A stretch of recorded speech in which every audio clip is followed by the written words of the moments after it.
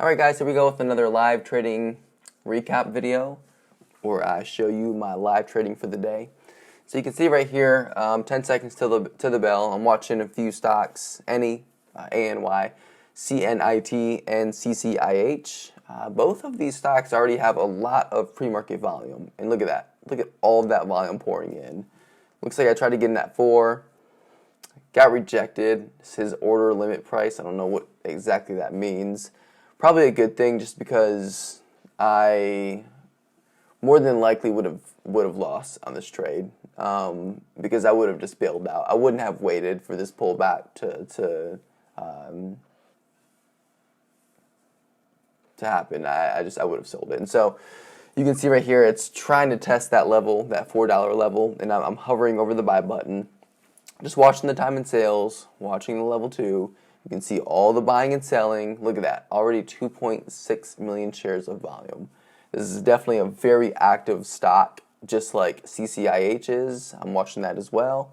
Let me lower my share size to 400 because I'm recognizing that these are both very volatile stocks. And so I need to lower my risk just a little bit. I'm not too comfortable taking 600 shares of a stock that's moving this much, with this much range. And so hovering between the two, and both are definitely in play still.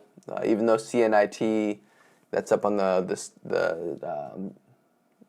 charts right there on the right side, even though it's kind of dipping down, it has plenty of opportunities. So I'm gonna fast forward here.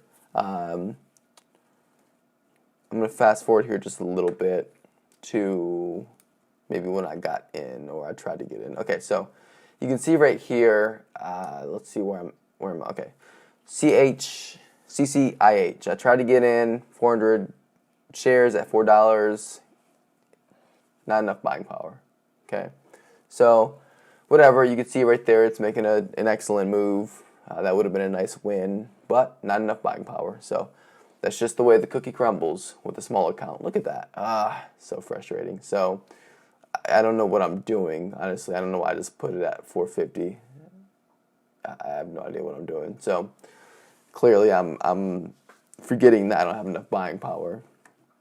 I'm going to go fast forward a little bit. You can see it happened several other times on the left-hand corner right there, my trade log. Not enough buying power, rejected.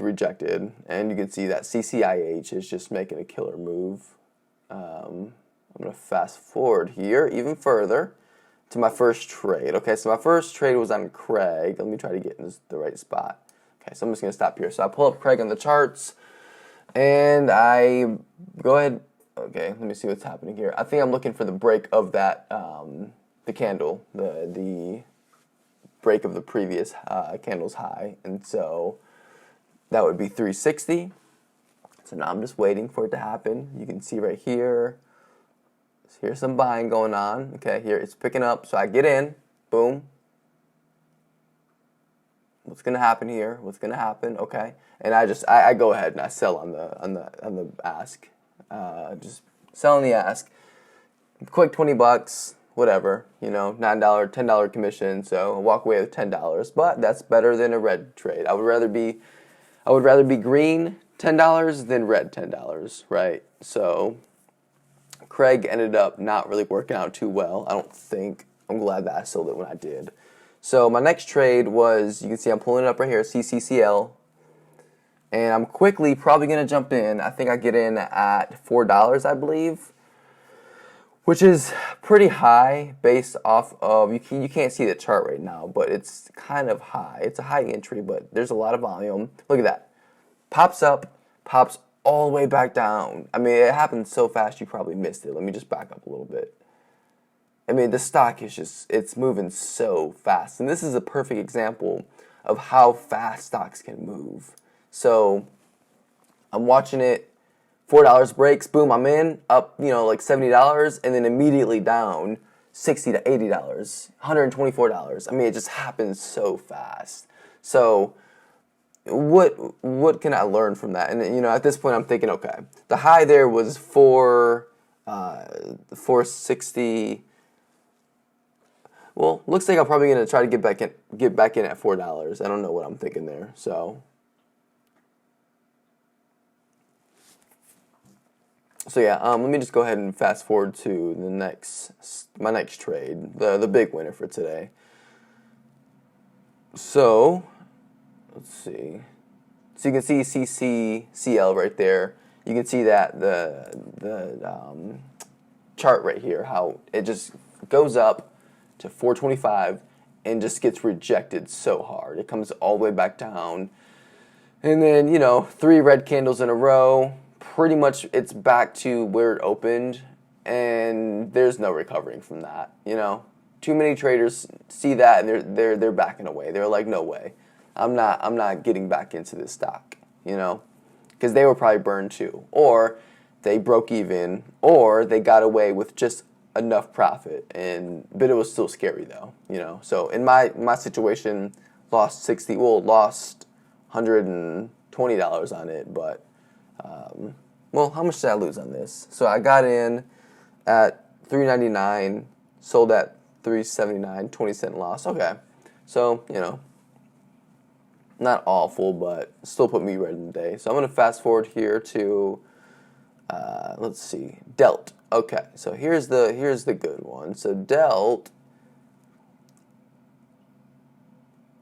so I get it up, it pops up on the momentum scanner, and I type it in here into my market window at 946. And you see it. Oh, look at all those sellers right there at 140, 145. 24,000 share seller, 10,000 share seller, and a 12,000 share seller right there at 35. So a lot of sellers just like stacked up right here, and the stock's looking pretty heavy right now. Now here's a good time. I'm gonna pause this really quick and take a note of this. Okay, so you see all of those sellers sitting there on the ask on the right side, right there, right over here. All these sellers over here. Now, what I'm looking for is,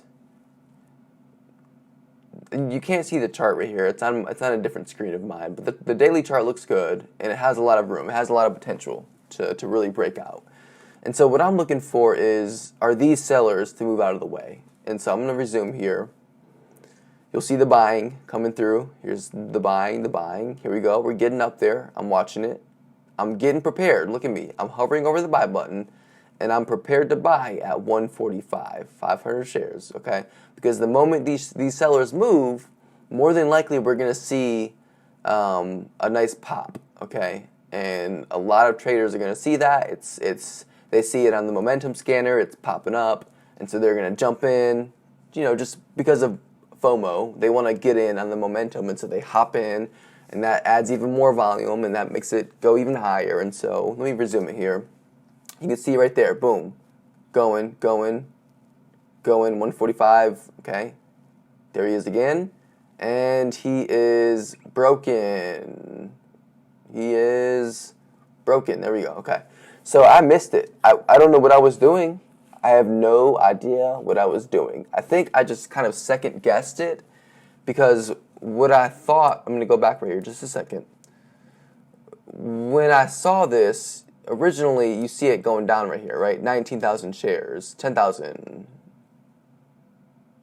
9,000, 5, and then it goes away, but the price drops. Then it pops back up to 145, and he's there again.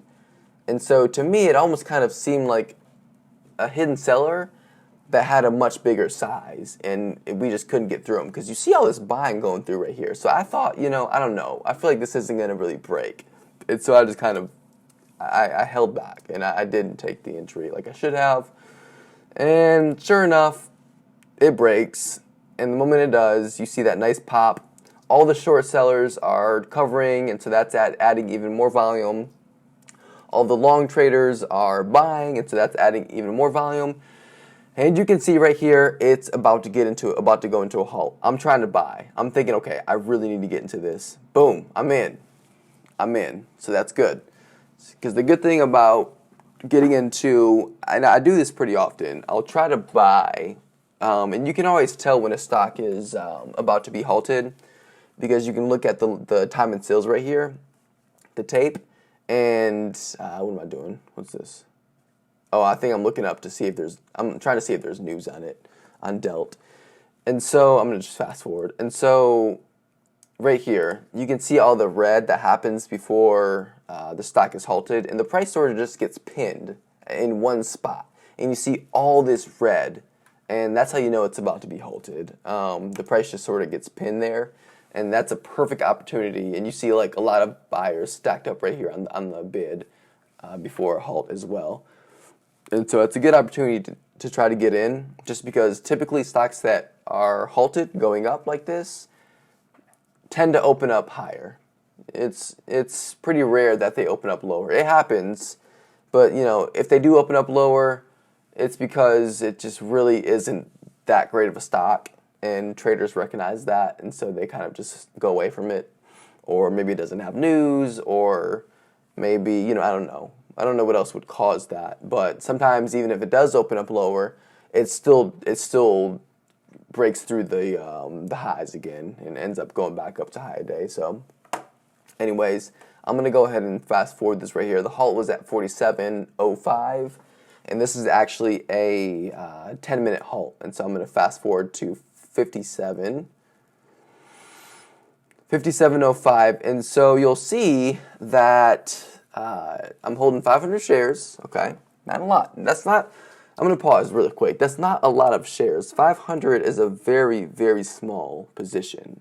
And that's what I feel comfortable with right now, and that's sort of what I'm training with right now, you know? It's much better to lose $35 with 500 shares than it is to lose $70 with 1,000, right? Or yesterday when I had the loss, the red day, $111, that could have just as easily been a $250 loss, right? If I would have taken 1,000 shares or a bigger size. So I just feel a lot more comfortable right now taking this kind of size, and I think as a beginner trader with a small account, that's a good strategy. So anyways, I'm kind of rambling now. So it's going to open up here in a second, and you'll see how much higher it opens. So it closed, there we go, look at that. So it's really quick. My average is 158. That's when I got in, okay? It halted at 157 or 158. So opens up, boom, immediately up $210, 410. I sell. You know, I go ahead and then sell on the bid because I'm thinking, okay, I'm already up $325 with 500 shares. I'm not taking any risk. I'm not going to hold this and try to be greedy and hope that it goes higher, right? Because of the fear of missing out. 3 lethal emotions with trading. FOMO, the fear of missing out. Greed, right? And hoping. I hope this goes higher. I'm wishing that this goes higher so that I can make more money. Greed, right? So to avoid all that, I sell. And I walk away with $325. You know what? I'm happy. I'm happy because I just made a 50% gain on my $635 account. So, you know, I'm not going to complain about that. Anyways, this stock ends up going back up to breaking through the high of day and going to like $4, and it may even be higher now. I don't know. I don't care. I made a 50% gain on my account. I'm happy. Closing up the shop today green.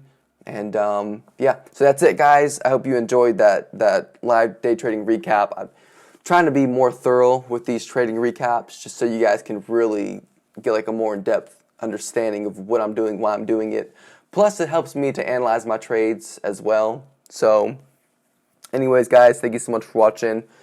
I'll be back Monday doing the same thing with my day trading recap video and also my live day trading recap video. So, I'll see you guys then. I hope you have a great weekend. All right, guys, take care. Bye.